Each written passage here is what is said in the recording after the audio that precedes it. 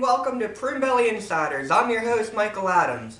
Now, those of you who know my best friend and editor, Frank Walker, he has his own YouTube channel, and I think it was about 4 years ago, he uploaded an interview he did with one of his doctors.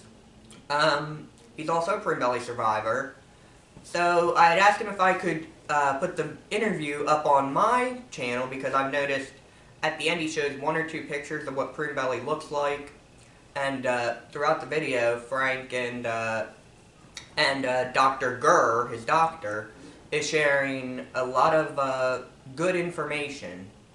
So without further ado, let's watch the video.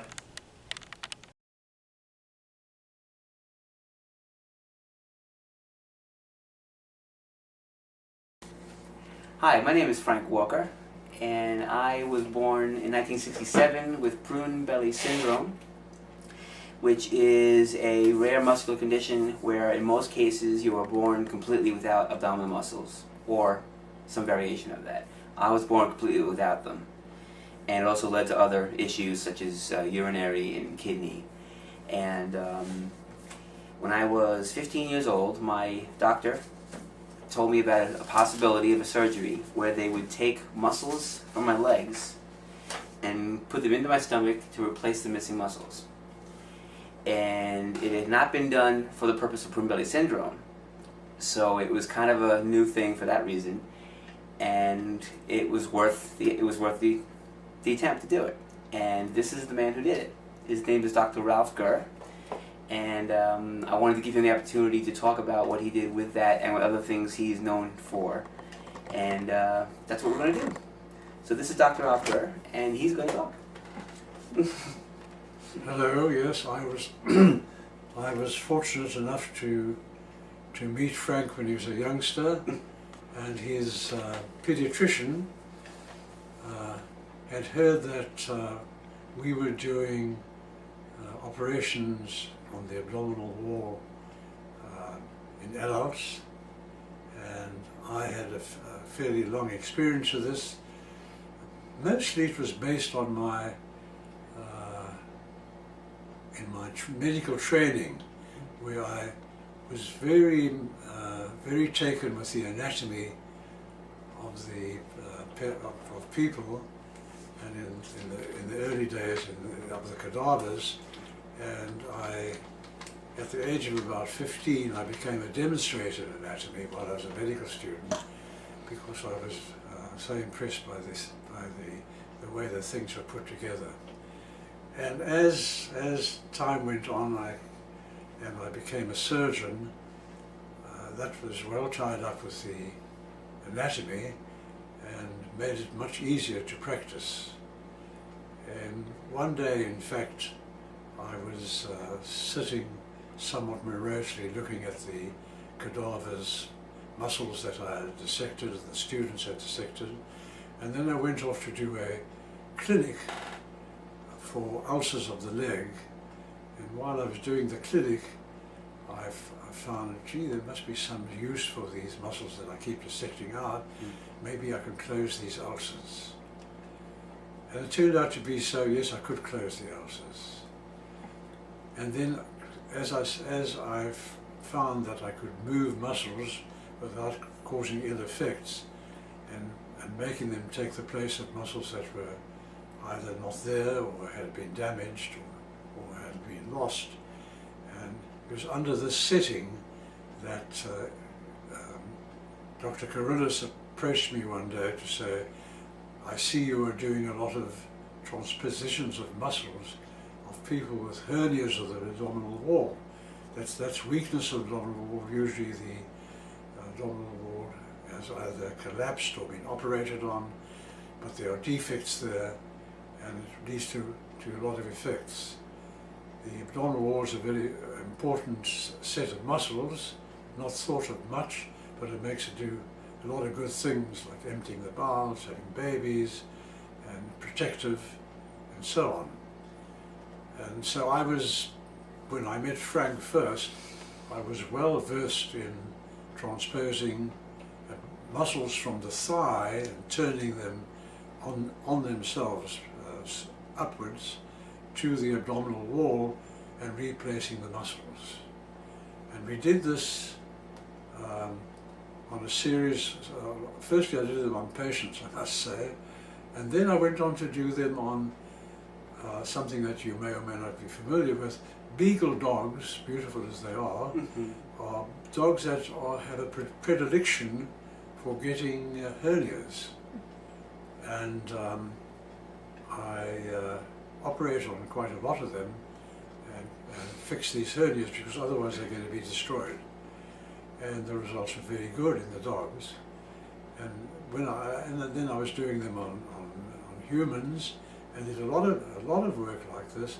But Frank was the first pediatric case that came along, and due to good graces of Dr. Carrillis, who recognized that maybe there's something that could be done here, because one of the symptoms of in a young person is that, and adults as well, if you can't use the muscles, you have great trouble getting yourself up from the ground and doing all sorts of other things like passing urine, passing babies, etc., etc.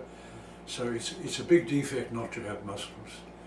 And so we proceeded with Frank and transposed muscles from the thigh and turned them on themselves and passed them upwards.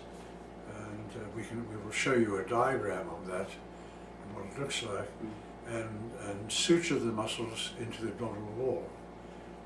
And I spent about 50 years in surgical practice, and I did the same operation on many people. Usually they were adults who had either lost their muscles or had operations and so on, and found it to be highly effective. And Frank was an outstanding success. There's no question it helped to have a fireball to operate on who could do all these things. But he would be a great training man for people who have prune belly. And so the disappointment in my eyes has been the inability of other doctors to see the same benefits that would arise from this operation. There are one or two that we have located in the United States who seem to be doing it in this operation in very small numbers of cases, but surely there must be many people in the world who have this condition. If you put all the races together, there must be many cases who are suffering for no good reason, and the doctors are not aware of it or don't want to do it because they don't know about it. And it is with this premise of helping both the doctors and the patients that we are meeting and discussing the situation to try to find ways where we can get this placed before the world in general. Actually, the people that really would be the ones to go to would be the World Health Organization, but somehow we have not managed to make any inroads in that direction. So in summary, we have an operation which is proved, because I've done many operations in adults, not particularly prune belly, but it's the same principle. The muscle is missing, let's replace the muscle. And if we could publicize this and get big organizations to take it over, we will be doing a lot of good for a lot of young people, and then old people who are not benefiting. See? I can say more, but I'm stopping for the moment to see any questions that that's something I left out. Or I'm also trying to think too. I'm trying to remember questions that were asked of you at the convention that we could try to talk about too. We're still going? Okay. I remember that one woman at the convention asked you. She had donated a kidney to her son, and I think she also asked, "Is it possible to donate muscle?" And I think either you or Dr. Du Bois said no, if I remember right. Oh yes. Do you remember that? I didn't remember that. Don't take this down just yet. if we're not treating the patients who have got prune belly by this method, which will make a big improvement, that's where we should start. Mm. When we run out of ammunition, then we can turn around and get somebody to transpose a muscle from one person to another. But right now, we can do it to the same patient. Mm.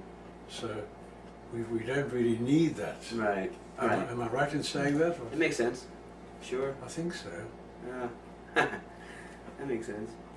I'm trying to think what else they asked Because you. the patient hasn't got the muscle, but we can take it from somewhere else, and he won't suffer anything from the loss of that muscle from there. Right. Because you've got other muscles that will take over. You have no deficits at all. Mm. But it is a valid point. Yeah. No one's looked into that. Yeah. I was 15 when we had the surgery done, and at the time, he thought it was a good age to do this because they weren't sure about going much younger. Is that something you want to? That's a very good point. Okay. Can I say this? No, please. I don't know the ideal age for doing it, because Frank is the only sort of youngster that I've done it on. The rest have been adults who've lost their abdominal wall for various reasons. So I don't know the age. It may well be you can do it on anybody, but it's a bit of an unknown. I would tend to suggest if you have a patient and the patient is very symptomatic, young person like Frank was, that you know you can do. Frank, you were how old then? You were 13? I was around 15, I believe. 15. Yeah. Oh, well then I do it, I've done it all on adults. Mm. So I know the age doesn't matter. What's the earliest time you can do it? I don't know. Well, with dogs, with experimental animals, it grows, the transposed muscle grows the same as the dog's other muscles. Right. So that's, and we rely on the animal experimentation quite a lot for various other advances in medicine, Right. rightly or wrongly. Mm. And so we know that to be true. Yeah. I do know that, well, we are aware of another doctor in Dallas, Texas. His name is Jeffrey Fearon. And we've been made aware of him the last year and a half or so, that he's done it on a series of one-year-old patients. And based on what Dr. Gur did for me, when I spoke with him about a year or so ago, he was aware of the article that Dr. Gur wrote on my surgery, but didn't actually read the article. Someone had made him aware of it, and he pretty much did his own version of that himself. And then we've all been in communication since then, which is pretty funny because 25 years apart, he knew about our surgery across the country from where we are, and here we are coming together now. So it's pretty amazing for that reason. And he has done, I believe it's about a half dozen now, around the age of 1, and some of them are now 7 or 8. And they're well on, they're fine. Well, that's very significant, you see. Yeah. That's the population we don't know. Right. Right. But I'm sure we could go into Africa and whatnot and find many kids with it. Oh, well, No, yeah. no, everyone's accepted it. That's what it is. Yeah, right. It's a birth defect. Mm. So we need the public relations. I don't know how far the Prune Belly Association can get also, you see. It's not easy. Yeah, I mean, for us, for Prune Belly right now, for prunebelly.org, by the way, you can get that. Pretty much people who will search on the internet find the website and then join the community and then get information that they need to get from talking to people who have it and talking to surgeons and that kind of thing. So they pretty much have to, well, I guess they pretty much have to find us first on the net, on the web, and then from there on everything becomes clearer and communication can really take off. Which is something I know that they're working on too, and that hopefully we can expand on, and which is the purpose of talking about it here. And Yes, I don't see a downside to doing it. Right. And I, as I say, I've done enough to show that nothing but good happens. Right. And we use it for many other things besides prune belly. Right. For missing parts, things, wounds that won't heal. Yeah. At past conventions, I've gone to. Prune.org holds conventions every summer, and we've done them for the last 6 or 7 years now, I believe. And a couple of times we've had urologists speak about it, and one or two have actually mentioned this article on my surgery by name. Not by person's name, but by the name of the surgery and by Dr. Gur's name. And they said, well, we're aware of this kind of surgery being done out there, but we don't normally recommend it because it's not all that common, and we consider it kind of risky, and it hasn't been done enough, so we really don't even recommend it. We don't even offer it. You see, that's a misstatement for people. That doesn't help anybody. Right. So I spoke up at 2 of them, actually, and addressed that without telling them, what my involvement with it was. And we kind of went back and forth about it, and he's like, I'm aware of this article, and it seems to be doing very well, and, the one person who had it done seems to be doing well, but again, it's so uncommon that we really don't say anything about it. And I finally pulled him aside after the public discussion and brought it up again. And I have the article in my briefcase, and I know I'm very well aware of it. I know what it's like. And he says the guy on the article looks like he's doing really well. And I said, that's where I have to stop you, doctor. I'm the guy in the article. And he went, what? He kind of stopped in his tracks.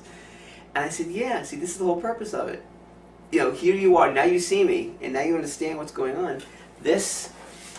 I don't know if you can zoom in on this. This is me before. This is at 8 months old. Where before, no muscle.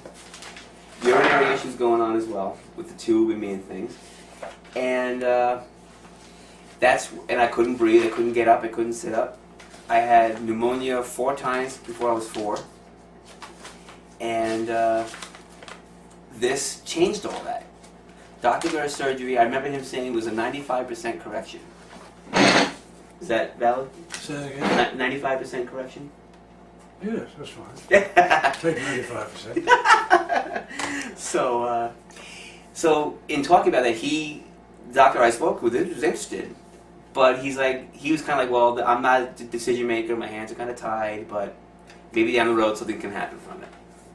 And left it at that. I'm like, go, take it a little further, But now with people like Dr. Fearon, that it is being taken further. And we're also recently, it's May 2009, where we are recently made aware of a doctor in Buffalo, New York, who's going to do one on one of our members' sons, who I believe is around 2. And that was because our members showed him Dr. Gur's article on me.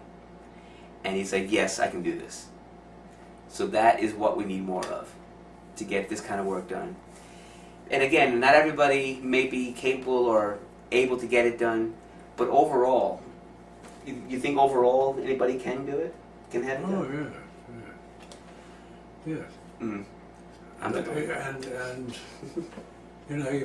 if that was a factor, I would like to think that we would get such people and train them and meet them and tell them what to do.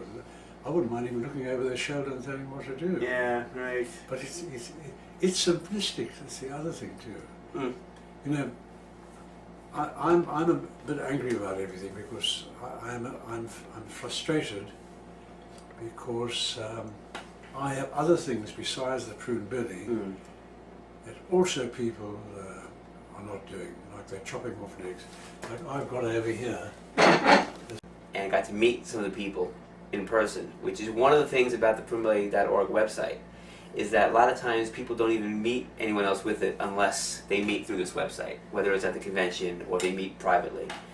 And they're wonderful. yeah, to see them in person, see them all together, and to see that someone else understands, that's a key factor in all this. Dr. Gur had a chance to see it a couple of years ago. I've been seeing it for the last 5 or 6 years, and they're incredible people, and they understand the issues we need to put out there. They understand the support that we try to give them and give each other. And Dr. Gerr spoke a couple of years ago with another one of our doctors about this surgery and how it pertains to them. And after the talk, a group of people lined up just to talk to him and get some opinions and check out the kids really quick right there at the convention. And it was just overwhelming to see the response to it. You see, there's also a matter of vested interest. I tried to get it into Long Island Jewish, remember that? Right. I tried to get them to make it a centre, and of course then they get them from worldwide, people from all over, the Prune Belly. And they had 2 urologists who were doing they were doing the Prune Belly. Hmm. And they were, they didn't understand. Oh, I They, see. they didn't do the muscle transposition, Right. and they had enough clout with the hospital to say, no, we'll keep doing that. It's Right. okay, it works. Yeah. So that was a blow. Yeah. But even generally speaking, though, a lot of we still hear from a lot of families who are very new to this now. Their baby was just born with it, and their doctors don't know what to do with it. Not even just the muscle, just in general about prune belly. They don't know what it is, how to treat it, and a lot of them give them bleak, expectations, and they come back. We just had someone in Australia write to me. It's, it's actually just surfaced again. One of the,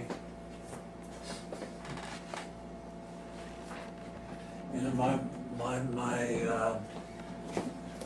Anatomy Association. This is our journal. Oh, there we go. This is our journal, Can we and show it to the camera?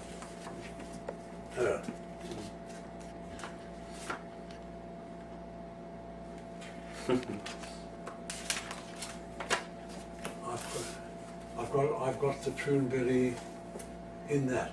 Okay. Oh, in here, yeah. Yeah, I must find it. Oh, okay. You want to cut for a second? We'll see if we can find that. Okay. That is a drawing of what we're talking about. Can you see it Mhm. the other way around? That's right. Yep. There we go. Great. Do you want to? Is there anything you want to discuss about that, or do we already do that? There we go.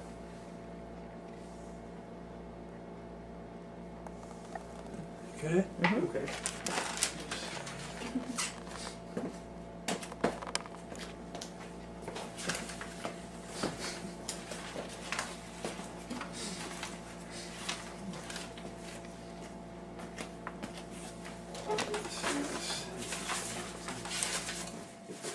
Color version of the article. Can you see it from there? Yeah.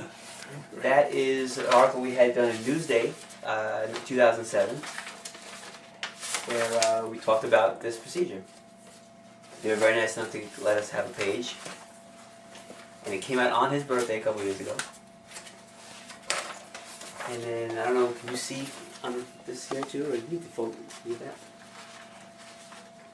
That one that says difference tremor is from Daily News from 2006. Again, the same thing. He talked about the benefits that we do for music and about Dr. Gerr's information on it. So the word's getting out there in major New York papers. Hopefully we can continue to.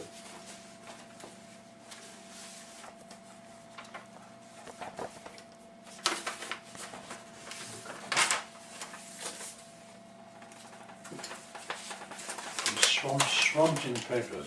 I just want to say to you, I'm a bit of a frustrated man because there are other things that I've been successful in working with, of closing wounds. You see, it's the same principle as this, that the people don't know about it, or if they do know about it, they don't want to do it because they think they're comfortable with what they're doing. Whether they're getting the best help or not is another matter. And for instance, I will close wounds pretty well anywhere in the body by bringing the wound together by another device which I happen to invent, and so on, so on, so on, so on. it's not part of the prune belly, but it's part of my frustration in the fact that the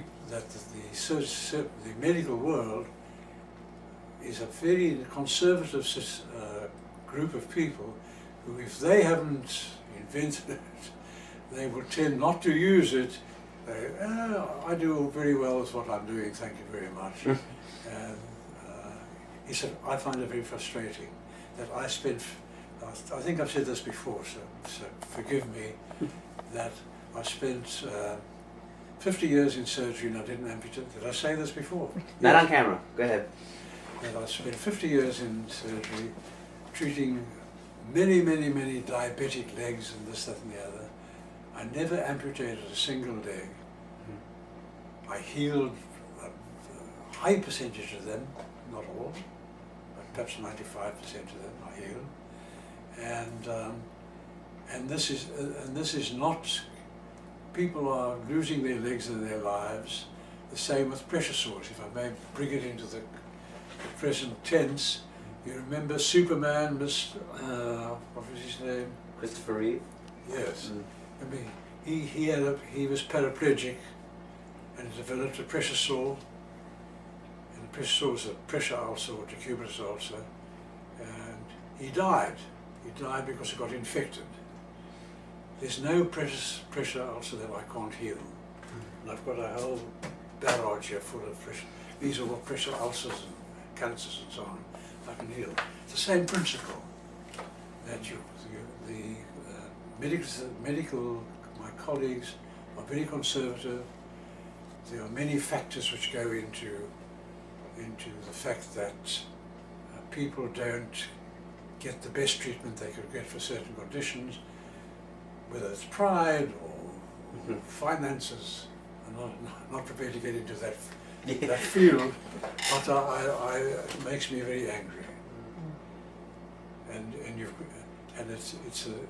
I find it as a disgrace that a fine young man like this sitting with us here has to go out and work hard and bang away and make noises to get people to have something that's going to help them. And so some higher person than ourselves should be able to bring this into effect. And I know I'm a bit repetitive on the same subject, but that's the way I feel. And that's the reason for me doing this exhibit at the Cleveland Clinic, but I'm doing it for something else, that people are not diagnosing things or using forms of treatment, some of which I happen to have been successful with, but others have, and it's now well accepted, they don't do that as well, and those tables are full of cases like that. So dealing with a disgruntled old man. But one who would like to help other people. Right. Called to see pain in the testis, chap of 12.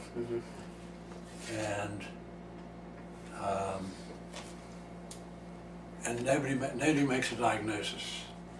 And there's many, never be, and I look at it and I see there's a little dimple there. It's now called Gers dimple, by the way. It's the scrotal dimple, and the testis twists in the youngster, torsion of the testis, twists. And nobody had described it, and I described it.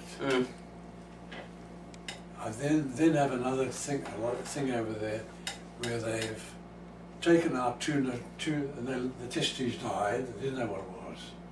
So they fiddled around and fiddled around.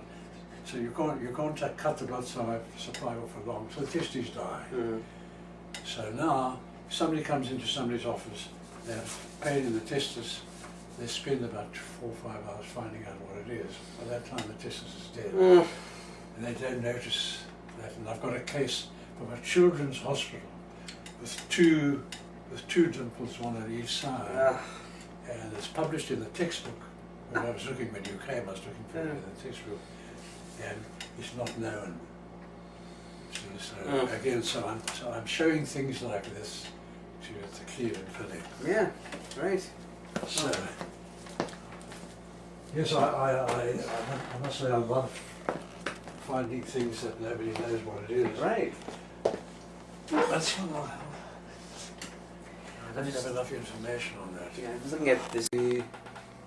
Is the lack of development of a section of the body wall, you know, which includes the kidney. That's why it's all down here. The kidneys down here. Right. And the embryology of it. Actually, when you came, I was looking for a friend of mine. Had a chapter on it in a book he wrote. Didn't add anything to it. Just says, you know, congenital abnormality is a hell of a big field. They haven't done well in treating it or preventing it as yet. Right. Mm. It's a bit like cancer, you know. They haven't got to the bottom of that yet either. Right. They haven't made the situation with cancer the same as it was when I was a little medical student. It still keeps coming and coming and coming. So they haven't made progress with doing some of the stem cell researches. One day I hope it will be magnificent. Right. I hope. Yeah. But right now, with developmental things, they haven't really come up with anything. Yeah. I remember when I came to the US up at Einstein, I met a chap from Boston, and he was working on in the cancer field, cutting off the blood supply of the cancerous cells, because that will do it. Mm-hmm. And I said to him then, about 40 years ago, I said, you can do that, you'll get the Nobel Prize. Yeah. That's the way to do it. You know, I thought of that too. Yeah. And he's a very well-known chap. And I thought even this work he was doing at Hero, but he didn't. He died. He didn't get a Nobel Prize. And it hasn't got any further. You know, Right. If you can cut off the blood supply, that will do it. Mm. They haven't managed to do that. No. So I know that in general talks after conventions, we sometimes have genetic people come in to speak about it, and there is no concrete answer.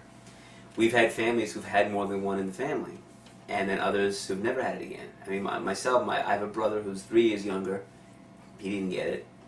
We've had families who've had 3 in one family, and one case, if I remember right, there were 3 boys, 3 different times. All 3 didn't make it. Then they had a girl, and she's healthy. So, you know, pinpointing is impossible at this point. But hopefully, with time, maybe that's something we can work on. It's a tough field. In closing, we hope we gave you some basic information on what I've had done because of Dr. Gurr, and what hopefully it can do for other people.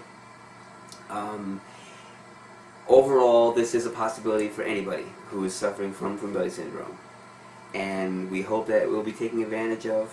It is starting to be. We're hoping that it will continue and expand, because, like I said before, for me it was a 95% correction, and I'm 42 years old now. I had it done when I was 15. I have not felt the effects of Prune belly syndrome since then, and that's what we're trying to put out there, is that hopefully your child, even especially now with going younger ages, a year old or 2 years old, hopefully he won't have to go through the childhood of growing up with this and dealing with all the issues, social issues and medical issues.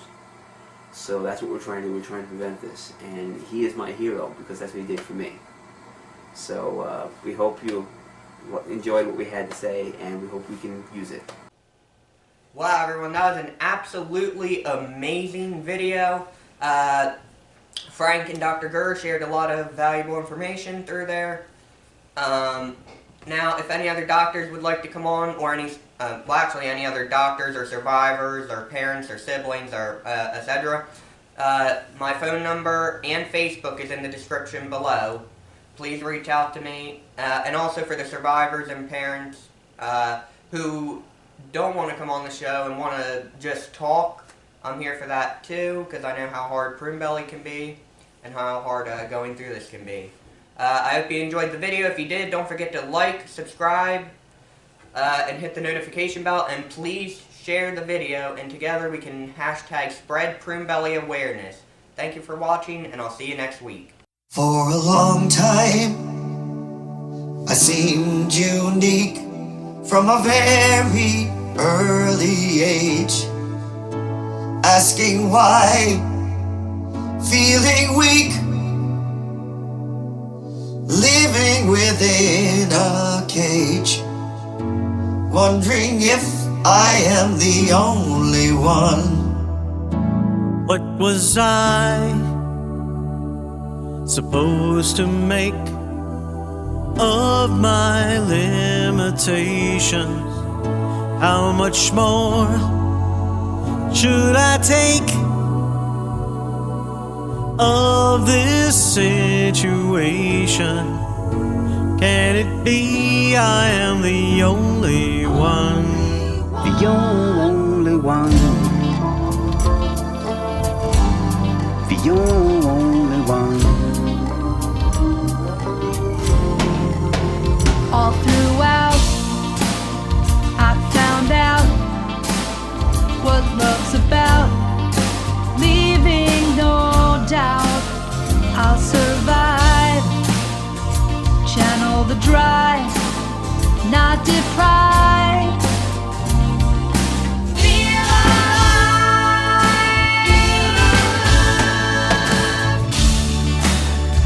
Do you know how it feels to be different? At times you think you are the only one who exists with the pain of not being the same. When you got brothers and sisters that don't share the same last name or share the same blood, but share the same battle. Some days are real good, some days are just a hassle. Operations to doctor visits, you are not alone. So I wrote this to let you know you don't have to be alone. The only one. You don't have to be The only one. These days, there are ways through the haze to sing His praise. We gather here with prayers held dear, wanting to erase all pain, death, and fear. Lord, please help them see. No one seems to have heard just how this came to be. We need to spread the word. Show the world I'm not the only one. No, no. Thank you, Lord. Thank you, Lord, for this community. Thank you, Lord, for the thread we share. Thank you, Lord, for this unity. Thank you, Lord, for the power of care. Thank you, The Lord. Prune Belly Syndrome Network is a volunteer organization devoted to patient support and education of the medical community about this rare condition. 1 in 40,000 live births result in Prune Belly syndrome, and all of them have all or some of their abdominal muscles missing. 50% will not survive their second birthday. Our goal is to change the medical profession's perception of Prune Belly syndrome as a hopeless condition and to educate and promote an interest among the community to do further research into the causes of the syndrome and more effective treatments. www.prunebelly.org. You can help.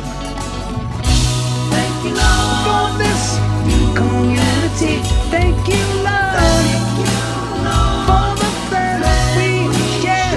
Thank you, Lord, for this unity. Thank you, Lord, for the power of care. Thank you, Lord, for showing me I'm not the only one. If you don't know what Prune Belly is, please go to www.prunebelly.org